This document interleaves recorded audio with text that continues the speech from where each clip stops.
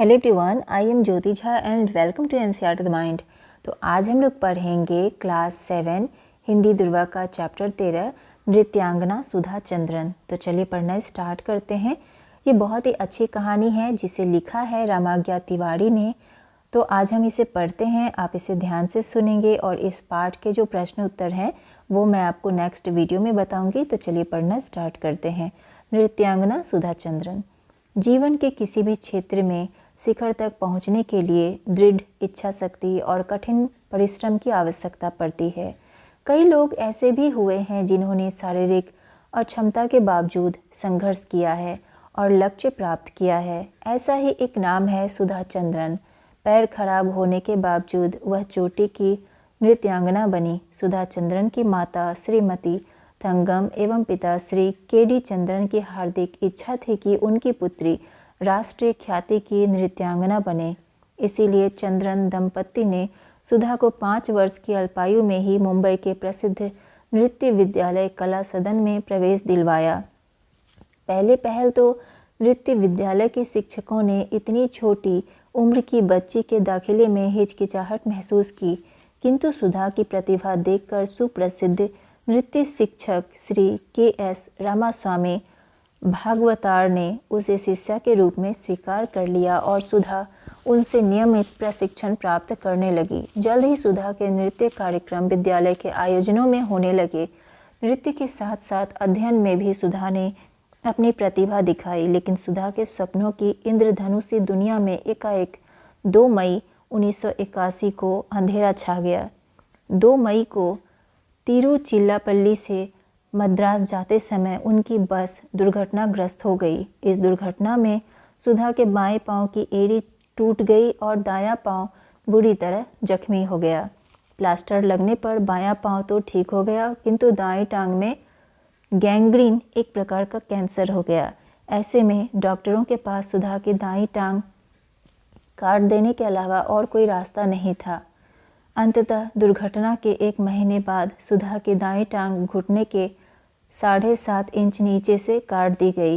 एक टांग का कट जाना संभवतः किसी भी नृत्यांगना के जीवन का अंत ही होता। सुधा के साथ भी यही हुआ। सुधा ने लकड़ी के गुटके के पांव और बैसाखियों के सहारे चलना शुरू कर दिया और मुंबई आकर वह पुनः अपनी पढ़ाई में जुट गई।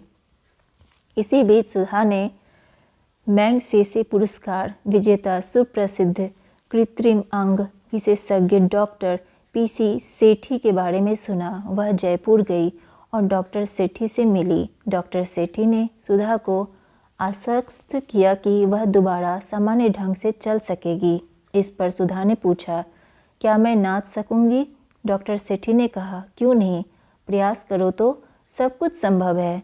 डॉक्टर सेठी ने सुधा के लिए एक विशेष प्रकार की टांग बनाई जो एल्युमिनियम की थी और इसमें ऐसी व्यवस्था थी कि वह टांग को आसानी से घुमा सकती थी। सुधा एक नई विश्वास के साथ मुंबई लौटी और उसने नृत्य का अभ्यास शुरू करना चाहा, किंतु इस प्रयास में कटी हुई टांग से खून निकलने लगा। कोई भी सामान्य व्यक्ति इस तरह की घटना के बाद दोबारा नाचने की हिम्मत कतई नहीं करता, किंतु सुधा साधारण मिट्टी की नहीं बनी थी। जल्दी ही उसने अपनी निराशा पर काबू प्राप्त किया और अपने नृत्य प्रशिक्षण को साथ लेकर डॉक्टर सेठी से पुनः मिली। डॉक्टर सेठी ने सुधा के नृत्य प्रशिक्षक से नृत्य हेतु पाँवों की विभिन्न मुद्राओं को गंभीरता से देखा, परखा और एक नई टांग बनवाई जो नृत्य की विशेष ज़रूरतों को ध्यान में रखकर बनाई गई थी। टांग लगाते समय डॉक्टर सेठी ने सुधा से कहा, मैं जो कुछ कर सकता था मैं कर दिया, अब तुम्हारी बारी है। सुधा ने पुनः नृत्य का अभ्यास प्रारंभ किया। शुरुआत बहुत अच्छी नहीं रही। कटे हुए पाँव के ठूंठ से खून रिसने लगा, किंतु सुधा ने कड़ा अभ्यास जारी रखा। कठिन अभ्यास से सुधा जल्दी सामान्य नृत्य मुद्राओं को प्रदर्शित करने में सफल हो गई। 28 जनवरी 1984 को मुंबई के साउथ इंडिया वेलफेयर सोसाइटी के हॉल में एक अन्य नृत्यांगना प्रीति के साथ सुधा ने दोबारा नृत्य के सार्वजनिक प्रदर्शन का आमंत्रण स्वीकार कर लिया। यह दिन सुधा की जिंदगी का संभवतः सबसे कठिन दिन था। उस दिन से भी ज़्यादा जबकि उसका पाँव काट दिया गया था, सुधा का यह प्रदर्शन बेहद सफल रहा। चहेतों ने उसे देखते देखते पलकों पर उठा लिया और वह रातों रात एक ऐतिहासिक महत्व की व्यक्तित्व हो गई। उसकी अद्भुत जीवन यात्रा से प्रभावित होकर तेलुगु के फिल्मकार ने उसकी ज़िंदगी को आधार बनाकर एक कहानी लिखवाई और मयूरी नाम से तेलुगु में एक फिल्म बनाई। अपने पात्र को सुधा ने स्वयं पर्दे पर जीवंत कर दिया। फिल्म को अद्भुत सफलता मिली और इस फिल्म में अभिनय के लिए सुधा को भारत के 33वें राष्ट्रीय फिल्म समारोह में विशेष पुरस्कार प्रदान किया गया। मयूरी की सफलता को देखते हुए इसके निर्माता ने यह फिल्म हिंदी में भी नाचे मयूरी नाम से प्रदर्शित की और सुधा ने पूरे भारत को अपनी प्रतिभा का मुरीद कर दिया। आज सुधा एक व्यस्त नृत्यांगना ही नहीं, फिल्म कलाकार भी है। सुधा को उसके असामान्य साहस और श्रेष्ठ उपलब्धियों के लिए कई पुरस्कार भी प्राप्त हो चुके हैं।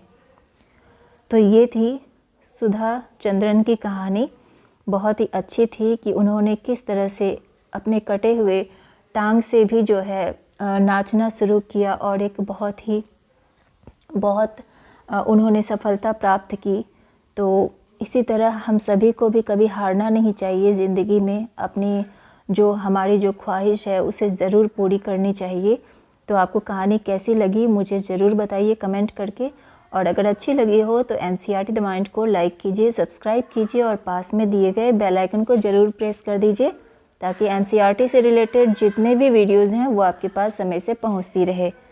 और इस पार्ट के जो प्रश्न उत्तर हैं वो मैं आपको नेक्स्ट वीडियो में बताऊंगी। तब तक के लिए bye, take care, thanks to watch my video.